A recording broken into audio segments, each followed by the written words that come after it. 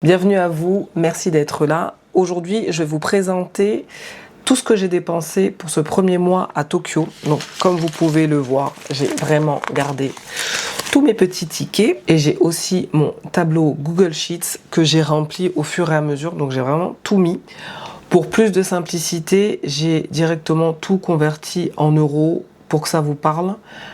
Et c'est très drôle parce qu'en convertissant, je me rends compte qu'il y a certains postes où, waouh! Voilà. Il y a eu des bonnes surprises, il y a eu des moins bonnes surprises, mais bon, on va parler de tout ça tout de suite. Allons-y. Alors déjà, première chose, c'est vraiment les dépenses que j'appelle d'installation. La plupart des choses que j'ai payées là, je ne vais plus les payer là au moins sur les 5-6 mois à venir. Autre chose à savoir, c'est que pour ce premier mois, j'avais déjà payé mon loyer en amont. Parce que comme je l'ai réservé, je crois 2 mois avant d'arriver, j'avais payé quelque chose comme 2 mois et demi de loyer pour être tranquille. Donc j'avais un prorata du mois de mai, j'avais payé juin, juillet. Donc dans ce budget-là, le loyer n'apparaît pas. Ne soyez pas étonnés. À la base, j'avais prévu un budget de 1070 €. Est-ce que j'ai tenu ce budget? Nous allons voir ça tout de suite. Alors, j'ai regroupé par catégorie. Alors, je vais quand même parler du coût de mon loyer actuel qui est à 370 € par mois, toutes charges comprises. Je ne vous explique pas encore pour l'instant où j'habite. Dans quoi j'habite? Alors, pour faire simple, je suis en colocation, dans une énorme colocation. Mais je vous en parlerai plus tard parce que, vous voyez, j'étais partie pour vous faire une vidéo un peu à chaud. J'ai bien fait d'attendre parce qu'il va y avoir un peu de mouvement. Mais je vous raconterai ça plus tard. Ensuite, le poste qui m'a fait la plus grosse surprise, là, clairement, c'est le transport. Pourquoi? Parce que, alors, le système de transport au Japon, il est très particulier. Pour ceux qui sont déjà venus, c'est... Quand t'es pas habitué, tu te perds parce qu'il y a 40 000 compagnies différentes. J'exagère, je fais un peu la Marseillaise. En fait, c'est pas comme en France où la SNCF a le monopole. Ici, au Japon, mais encore plus à Tokyo, au sein même de la ville, il y a plusieurs compagnies de trains et il y a le métro. D'accord? Donc moi à la base, je pensais que en étant étudiante, j'aurais une réduction étudiante qui était quand même très avantageuse, mais cette réduction, elle n'est valable que pour le métro. Or moi, mon trajet ne comprend pas de métro. J'ai que du train et donc ligne privée, donc pas de réduction étudiante. Il y a ce qu'on appelle le commuter pass. Ça permet en fait de choisir entre la gare de ton domicile et la gare soit de ton école, soit de ton travail.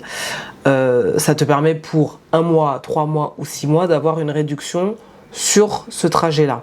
Sachant que tu peux très bien descendre à n'importe quelle gare entre ces deux stations-là. Par contre, au-delà, ça sera en plus. Et là, ça a quand même été une surprise parce que c'est quand même un peu cher. Donc, ce qui s'est passé, c'est que j'ai pris 2 abonnements. J'ai pris un abonnement du train. Donc, moi, ma station de gare, c'est Takada Nobaba. Et depuis Takada Nobaba, je prends un autre bus. En soi, je pourrais y aller à pied. Il y a 20 minutes à pied. Mais je vous assure qu'avec la chaleur qu'on a en ce moment, franchement, j'ai pas envie de marcher. J'arriverai en nage à l'école et c'est pas le but. Donc pour l'instant, je prends le bus, mais ça aussi ça va changer après, mais je vous expliquerai dans une autre vidéo. Donc je me retrouve donc avec ces 2 abonnements. J'ai pris directement pour 6 mois parce que forcément entre le forfait 1 mois et le forfait 6 mois, le forfait 6 mois au mois est plus avantageux. Mais quand même. Donc je me suis quand même retrouvée à payer un total pour le transport de 850 €. J'explique un peu plus en détail. Donc là, je vais vous parler en tarif mensuel. Il faut savoir donc que ramené au mois, donc j'ai mon abonnement bus, mon abonnement pour mon trajet gare, domicile, gare, école. Mais il fallait quand même que je recharge en plus parce que si j'ai envie d'aller à Shinjuku par exemple, c'est pas dans mon trajet. Si j'ai envie d'aller à Sakusa, c'est pas dans mon trajet. Donc j'ai rajouté, je crois, 10 000 yens en plus pour les trajets hors commuter pass. Donc ça me fait quand même la jolie somme par mois de 177 € pour le transport. Après, on paye un service, hein. Je veux dire, les gares à Tokyo, voilà, c'est pas Paris, quoi. Mais bon, c'est un peu cher. Donc ça, c'était un petit peu la surprise. Ensuite, j'ai eu des dépenses d'électronique. Je vous dis vraiment toutes les dépenses que j'ai faites, hein. Je voulais acheter une deuxième batterie pour mon appareil photo et j'ai acheté aussi un trépied à Big Camera. Donc ça m'a coûté 70 €. Ensuite, au niveau des vêtements, j'ai racheté quelques vêtements d'été. Pourquoi? Parce que clairement, ce que j'avais, bon, j'avais déjà pas grand chose en vêtements en France pour l'été, parce que je m'habille toujours pareil. Mais vu l'été japonais, je me doutais que ce que j'avais, même ce que j'avais, était pas forcément très adapté. Donc j'avais fait le choix de pas ramener grand chose en vêtements d'été pour acheter des vêtements un peu plus techniques ici, notamment à Uniqlo et Gu. Alors il y en a qui disent GU, peu importe comment vous dites, la petite sœur d'Uniqlo. Donc j'ai acheté pour 130 € de vêtements. Mais par contre, j'ai quand même pris ce qu'il fallait, hein. J'ai pris plusieurs hauts, j'ai pris 2-3 bas, j'ai pris un gilet parce que la clim dans le train, c'est juste pas possible. Là, je reviens d'une sinusite, hein. Voilà, j'ai quand même acheté pas mal de trucs. Un chapeau, bien m'en a fait, un chapeau. Voilà, donc ça m'a coûté 130 €. Ça, c'est pas une dépense, par exemple, que je vais faire tous les mois. Clairement pas. L'électronique non plus, hein, d'ailleurs. Ensuite, les courses alimentaires. Donc là, j'ai séparé vraiment les courses alimentaires des restos combini. Je vous dirai après à peu près combien j'avais prévisionné. Je suis pas trop loin. J'avais compté à peu près 60 000, 70 000 yens pour tout ce qui est alimentaire. Là, je suis à environ 66 000 yens, soit 360 € pour les courses alimentaires. C'est plutôt bien, sachant que dans ces courses-là, il y a pas mal de bento, hein, clairement. Il y a beaucoup de sushis, il y a beaucoup de bento. Oui, voilà. Pour les restos, j'en ai pas fait beaucoup grâce au bento. Là, je suis à peu près à 105 €. Donc ça compte, je crois, au moins 3 restos et surtout beaucoup de combini. Beaucoup de combini. Mais pas tant que ça, en fait. Ça va vite, hein. Bref. Ensuite, administratif. Alors là, j'ai eu 2 choses à payer. Quand je suis allée m'enregistrer à la mairie, me demandez pas pourquoi, ils demandent 400 yens en espèces en plus. Un peu comme à l'ambassade de France, quand vous allez récupérer votre visa étudiant ou PVT, vous devez leur payer les frais en espèces. C'est très bizarre. Bon bref, si quelqu'un a une réponse. Donc là, j'ai donc payé donc c'est 400 yens à la mairie et j'ai également payé ma première mensualité pour l'assurance santé. Dans mes frais scolaires, il y a la partie assurance santé étudiante qui est comprise. Et en plus, il faut que je paye aussi l'assurance santé nationale, qui est pas très chère. Là, ce mois-ci, j'ai payé 2300 yens, donc ça plus la mairie, je suis à 15 € là. Et les mois suivants, pour l'assurance santé, ce mois-ci, j'ai payé un peu plus que les mois suivants. Après, j'ai payé 1700 yens, ça doit faire quelque chose comme, je vous dis ça tout de suite, 9 €. Voilà. Ensuite, diverses. Alors, j'ai fait beaucoup de Daiso, ma vie, pour améliorer le quotidien en communauté. Parce qu'ici, on partage la cuisine, la salle de bain, tout ça. Donc, j'ai acheté vraiment des petites choses. Par exemple, alors j'ai acheté des couverts parce que je voulais avoir mes couverts parce que bon, des fois c'est un peu le why. J'ai acheté 2 paniers, un panier pour la cuisine, un panier pour la salle de bain, comme ça j'ai mis mes affaires dedans. J'ai acheté des gamelles notamment parce que souvent je me fais une grosse quantité de riz, après je congèle, c'est hyper pratique. Enfin voilà, c'est vraiment les petites choses du quotidien que j'ai acheté et vraiment qui me servent pour le coup. Donc là pour Daiso et Don Quichotte, alors Don Quichotte clairement j'y suis allée qu'une fois parce que j'ai eu comme une espèce d'épiphanie, pardon je bois. Je suis donc allée à Don Quichotte et j'ai réalisé qu'en fait Don Quichotte c'est pas si économique que ça en fait. J'ai fini à Daiso où bien évidemment j'ai acheté ma fourchette 100 yens, donc à peu près 50 centimes, 60 centimes. Voilà, c'était quand même beaucoup plus raisonnable. Ensuite, je suis allée à la parapharmacie acheter des bricoles. Ah oui, j'ai acheté mes fameux patchs rafraîchissants. Vous verriez, on voit les gens hein, dehors avec. Hein. Donc, d'ailleurs, je me suis acheté ça aussi, mon Dieu. Ça, c'est trop la vie.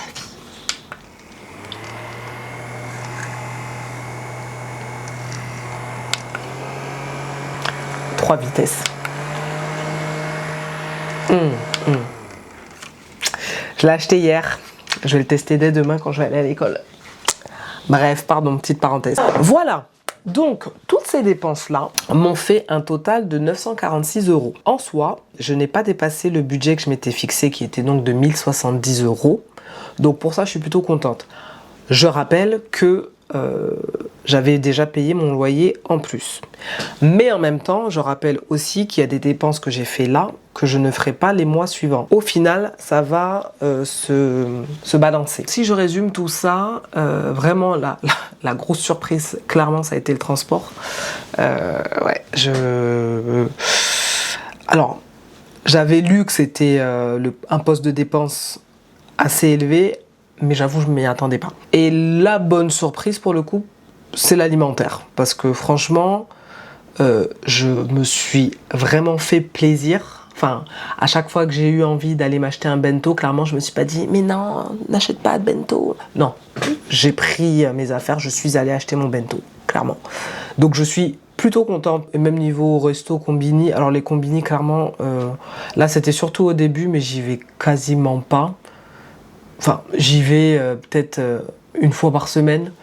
Et encore, c'est soit pour m'acheter une boisson qui coûte 1 € ou m'acheter mon petit Nikuman qui me coûte, je sais pas, 2 €. Voilà. Souvent, quand je suis à l'école, quand je suis à la maison, je vais clairement pas au combini.